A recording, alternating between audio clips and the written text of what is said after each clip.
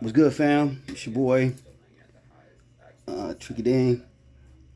Just want to check in with you. Those who have been following have probably taken note to. We've had a good week. We've had a very good week. This is what we've been waiting on, and trust me, we ain't even got started yet. Okay, this is what I'm chilling right now, watching my man TMI. Shout out to the Masked Investor. Shout out to the whole YouTube crew. From Lou to Jackson. Just there's been a slew of celebrities that have really come of age here during this 5 month run, and I salute and commend all of them because I tune in and check them all out.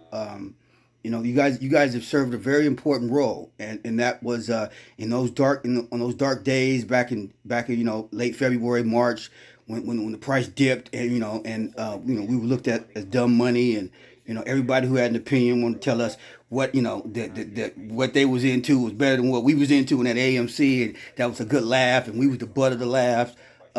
It feels good to have the resolve to see it through, and you guys were a big part of that. Because during those afternoons and during those days where the morale, that morale that you feel that do I have this right? Am I sure? You guys came on and just gave an analytical review of what was going on, reassured us of our positions, gave us the correct data to look at and to give us an indication that look, we still we still in the right spot, we still holding the nut, so to speak. We got the best hand, and we just got to just let it play out, let the turn come, let the river go, and then when it's time to show, we know what we got, and we're starting to see that here this week. I mean, the gains here this week, and I attribute this mostly to FOMO. Fear of missing out. All those cats and all those people that want the naysayers that want to tell you that you was foolish and it wasn't gonna happen, or AMC was never gonna get above 20 or 21, 25. We haven't even started yet. This is just and the real tidal wave of FOMO hasn't even begun to set in, because like when this thing I test that, or I like to believe, and this is just my point of view, how I see the market. As the price continues to ascend, because what you've seen is really a combination of FOMO, those naysayers who are now turn the corner and realize that this might be a pretty good bet, and we might have been on to something, as well as the fact that the SEC has slowly eliminated some of these little tricks they had in their black bag there. These hedgy fucks, because they had a little bag of tricks, and they was digging in their little bag of tricks, and they was coming out with the ladder attack to attack us on the options chain, and they was doing the synthetic hocus pocus over here in the market makers, and believe me, these cats have they have allies in the financial market, people that are helping them out.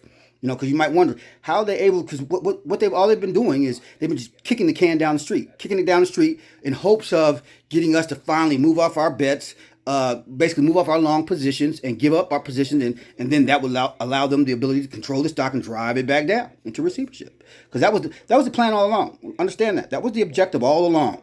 They identified, and peep game now. Peep how sinister this plot gets.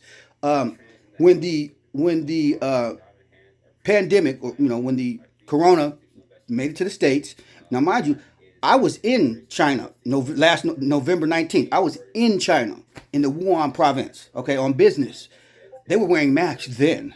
Everybody was wearing masks. This was 6 weeks before they even told the world. Okay, so I was already privy to what was going on, and I seen what it did to China in those first few months of the year. And when I got to the States here in really late February, March, and we start to see our shutdown, I clearly recognized what it was going to be, but I think the powers that be, they were planning for, they had to figure out how we're going to keep this economy of ours afloat, with the possibility of things being shut down.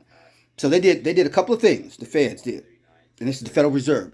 They started printing money like it was going out of style, and secondly, they went to the financial institutions and told them they could relinquish some of their loan requirements, basically making money that much easier to get and to lend, and basically keep basically liquidity out in the market. So with anticipation of possibly basically the world shutting down, we still wanted some semblance of an economy when hopefully when things started back up.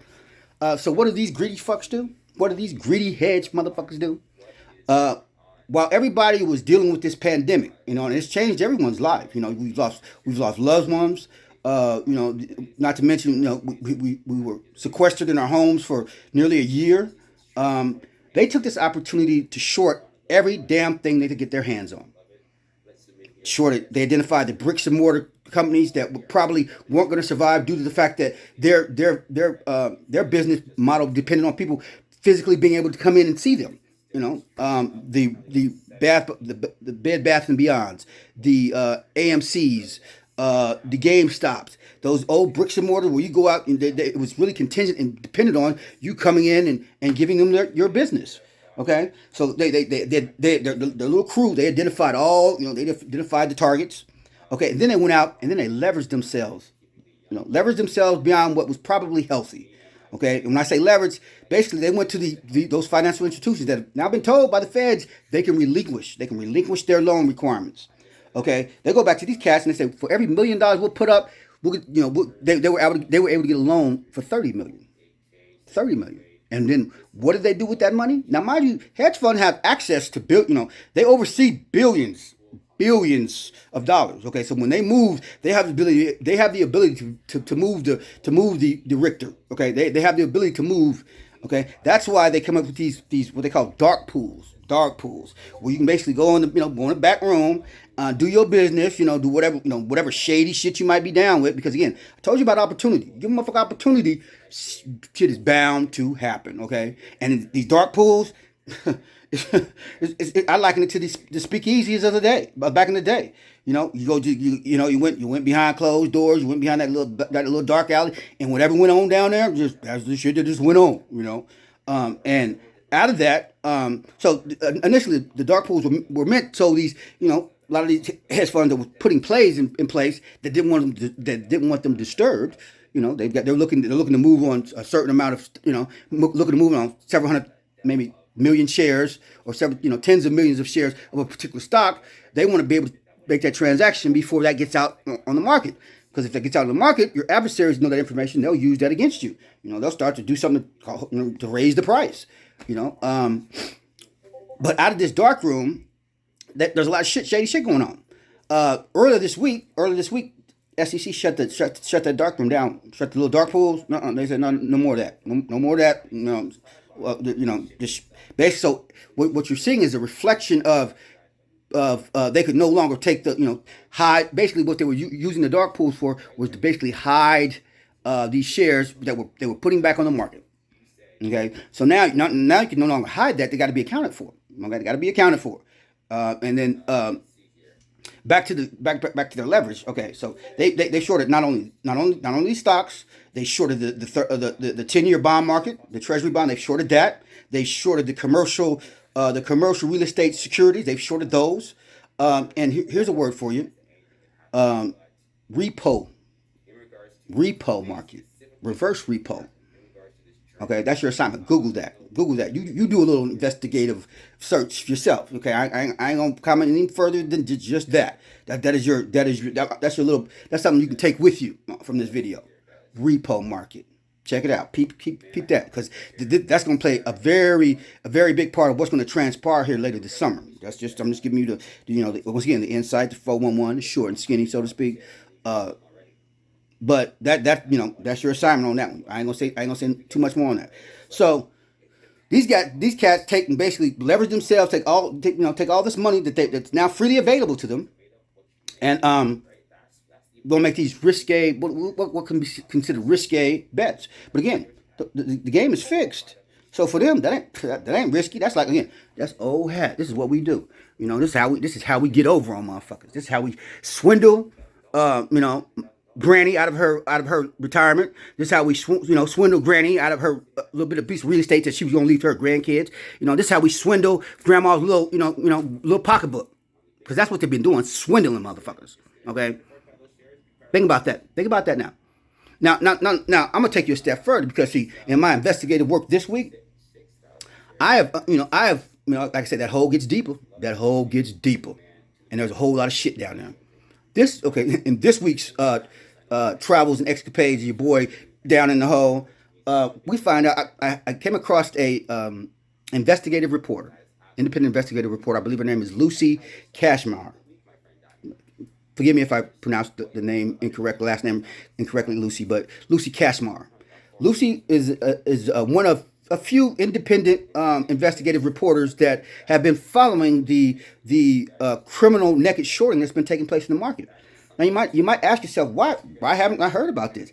That's because the powers that be, and it goes to the highest levels of our government. The powers that be don't want you to hear that, so they drown that. They basically make sure that they drown that voice out. Okay, because what Lucy's been covering this since 9/11. Okay, because there's a 9/11 tied to this whole naked shorting deal too. Okay, that's another little piece I'm gonna give you. That you go find that out for yourself. It's out there in that internet. Like I say, monster. Okay, that internet is a monster. It's there for you. There's another little trinket I'll leave for those out there. Go look into that. Okay, there's a 9/11 tied to all this, to what we're seeing even today in this naked shorting. Okay, because you might have heard the conspiracy that there were a whole lot of people that made money on 9/11 by shorting. Basically on 9/10 going in and shorting. Shorting the market, shorting stocks, shorting the airlines, shorting every damn thing. Okay, and then 9/11 takes place. Boom. Everything changed. Our whole world changed. Everything changed. From that day forth, you're never the same. Okay, one of those type of situations, and we all again that is a landmark date in this country's what will forever be. That's how those that were there to witness and live through it. But there's a tie there too, because believe me, she was able to confirm for me the specifics, some of these individuals that benefited from that, which tells you that they knew what was going to happen. So they were tied to, and it was again the guilty parties, but one of the parties in that group was also doing illegal shit in the market too, naked shorting companies out of business and such. Lucy contends that leading up to the housing crisis, the SEC was made aware of this naked shorting that was taking place. That was it's not just naked shorting; it's maliciously setting out to go after these companies and basically short them out of business. Now, a key point that I haven't really shared or I haven't expounded upon is when you put a company into receivership, no longer do you have to buy those shares back. Nope, you ain't got to buy the shares back. You ain't got to account for all those fraudulent shares you put out there that helps you drive the share down. Once you go in receivership, basically those become worthless. So you don't have to account for them. So understand that this was part of the objective. Okay, so the SEC was made aware of this naked shorting because you had company CEOs, shareholders that say, hey, something's going wrong here. Something's not right in the market. Okay, the numbers aren't reflecting what they should be. There's somehow more shares out in the market than what we've allocated, and for the most part, this basically fell on deaf ears. And then in some cases they brought about civil suits, and those suits, Goldman and Sachs, were either most of the time settled at a number that would basically appease the ones that were suing them, but as part of those settlements, they usually put a gag order on them. You can't. And they don't admit to anything. And you can't say anything further. Okay. But again, these investigative reporters that dig, and Lucy being one of them. Again, Google Lucy Cashmire. Okay. She noted that SEC basically was brought up to speed by 2009, coming out of the housing recession. We fast forward to 2011.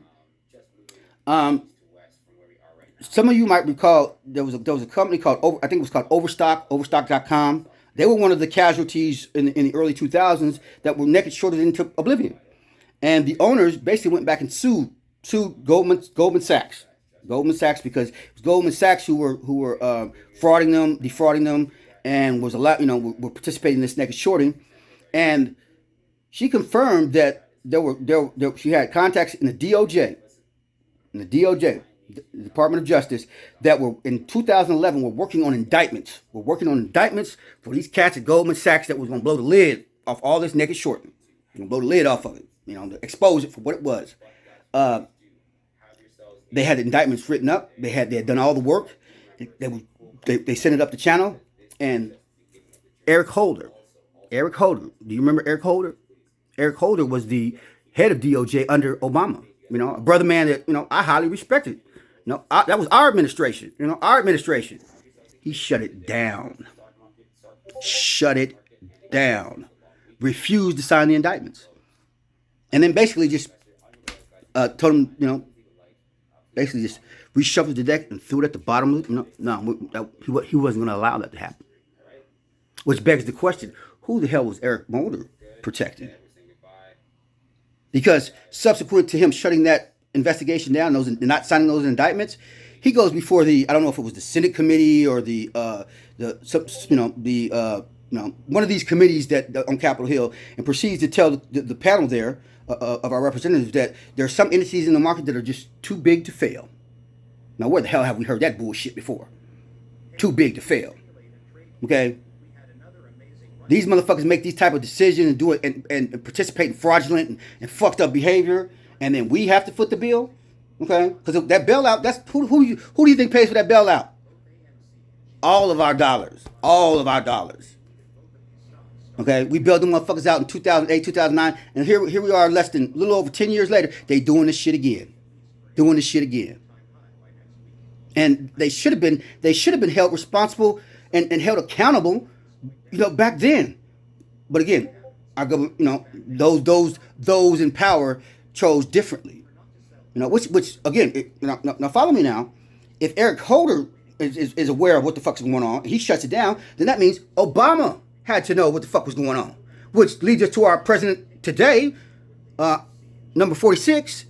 That means Joe knows what the fuck's going on in his camp, have always known what's going on here, at least from 2010 forward, and ain't nobody did a damn thing about it. Okay, so as we kind of we've had a good week. We've had a very good green week. I've seen my portfolio jump almost 120% in the last 2 weeks. Looking good. Okay, looking good. But understand something. Okay, that change in attitude can change. Understand, we're in this for the long. What we say now is peanuts. Okay, peanuts. Okay, the squeeze hasn't even started yet. There's a good chance, depending on how we finish today, we might see a gamma squeeze. We might see a gamma squeeze that then leads us into the short squeeze. But the short squeeze ain't even started. This is just FOMO, and maybe that'll give as those options start to finish in the money. And like I say, if we get up in the $40 range, you're gonna have a slew of options that basically 100% of them gonna finish in the money. They got to go out and hedge and buy those shares. The brokers got to go out and buy those shares as a result of that. That's a gamma squeeze. That creates further buying pressure to the market. Pushes that fuel to our rocket headed to the moon. But understand, just because we start to see some gains, I wake up in the morning and look at that and I'm like, this is what we've been waiting on, baby. But I also understand that this ain't nothing. Okay? I've got the conviction. I got the fortitude. I know what these crooks have been doing. Okay? And the movement underfoot, those that have just come into the party, the movement is about doing what our government officials, what those in power, those responsible and tasked to look after these crooks have failed to do. Hold these motherfuckers accountable. Put their feet to the fire, and somebody's going to fucking jail. Okay? Somebody's going to jail this go round. Trust me. Because they ain't going to be able to quiet the riot this time. We know. Okay? And as a result, okay, we're going to make them bleed. And then we're going to take all their fucking money. Because they've taken that from Granny. They took all that shit from Granny in 08. Basically leading up to that. Ever since they created the derivatives market, the whole scheme and the whole plan was to take shit from Granny. Think about that now. These motherfuckers wanted to own retail. Not own you specifically, but basically own your ability, to basically spend how you spent your money. Okay? These motherfuckers want to enslave you to your dollar. That was the grand scheme. That's why I call these motherfuckers the devil. Okay, these motherfuckers is sinister. Okay, but respect the fact that these motherfuckers ain't going down. You gotta respect the fact that they ain't going down without the fight. Okay, it's late. It's getting late, and they down big. Okay, but don't best believe they still got a few haymakers. They're gonna try to land. Okay, and they're gonna flood the media outlets with this FUD. Okay, they're gonna tell you that the squeeze is over when it ain't. They're gonna tell you to get out when you should, when you shouldn't. Okay, understand that part. Okay, you gotta respect them. You gotta hold respect for them in that respect. Okay, but their day is coming. Okay, all they've been doing is kicking the can down the road, and they've had their allies and their the folks they got contacts with in the financial market that continue to befriend them and allow them to kick the can down the road. But as this price continues to ascend, it's going to get to a point where even their allies can't provide them shelter, can't provide them the finance that they need to cover. Because this week alone, they've lost $1.8 billion. And that's probably in their puts and in the short interest that they've got to pay to hold that position. It cost them to kick that can. It doesn't cost me and you a damn thing to hold the stock. Once you buy it, that's ours. Into perpetuity, baby. Into perpetuity. Don't cost you nothing. Now, what each of us got to figure out is what is your cost to value of each one of those shares. Okay, how are you gonna make those shares work for you? Because I'm talking life changing. Okay, life changing gains. I ain't talking a trip to Vegas and we get a little holiday. I'm talking life changing gains. The gains that's gonna change my children's lives. Okay, because in theory you probably heard that when you short something you can your gains are defined by whatever the value is of that your strike price is. That's all you if it was $10 was all that was all you ever gonna make on that $10. But if it should go the other way, you could see infinite loss. And we're about to demonstrate that for these motherfuckers. Infinite. Because it's going to happen. And believe me, folks, we are in uncharted waters here. Okay? Shit we've never seen before. Real science fiction type shit. Trust me on that. Real science fiction. Okay? They on these cats that want to debate you on the analytics and I put stock in that. I believe me. I've been in a graduate course this last semester, so to speak, these last 5 months, learning the analyticals. I want to understand that. I want to understand what I'm looking at, I'm not there quite yet, but we a work in progress. We're getting there. But this is not an analytical play. I've got partners and homies I respect that want to kind of debate me and tell me about the analytics that what AMC is not going to do because of the analytics. This is not that play. Okay, that's what you're failing to understand. This is not that play. Okay, this is a play more on the mechanism of the market. It was these motherfuckers that went out and shorted themselves and leveraged themselves that in a position that they should have never been allowed to. Never should have been allowed to do that. Okay, but they did the shit anyway because they wanted to own retail. Okay, that was their diabolical plot. They was going to own all of us through our dollars. And we caught their ass. Okay, we caught their ass. So, we get the benefit of shedding the light on these motherfuckers. Shedding light and be like, okay, no, the bullshit is over. Bullshit is over. Okay, the hocus pocus, the whatever shit they've been getting away with, no more. And not only that, we're taking everything back. Taking everything back. And as long as we hold, again, it's supply and demand, baby. These motherfuckers have got to come back to the market sooner or later and buy those shares back. And all the synthetic shares too. Okay? And if God forbid they get margin called. They get margin called, and they can't come up with in 2 hours, if they can't come up with the capital to cover all their positions, and trust me, they can't. They can't. Okay, because remember, they were able to leverage themselves 30-1. 30-1. You know, and imagine the interest payments that they still hold. You know, they find themselves in a jammed up position. Okay, and they've just been kicking the can down the road with hopes of moving us off our position. It ain't happening, baby. It ain't happening. And I'm with a contingency that says 100K. Talk to me when you get to 100K. Otherwise, beat it. Okay, you come when you're ready. When you're ready to sit down and chop it up and come with 100K, then we can talk business. And until then, again, like I said, beat it, kick rocks. I know what you've been up to, crook, thief. Your ass needs to be in the big house, sharing 3 hots in a cot with some, with that big old.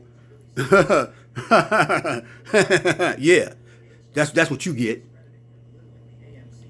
But I just wanted to jump on board here. We're on the precipice of a holiday weekend that segues into the summertime.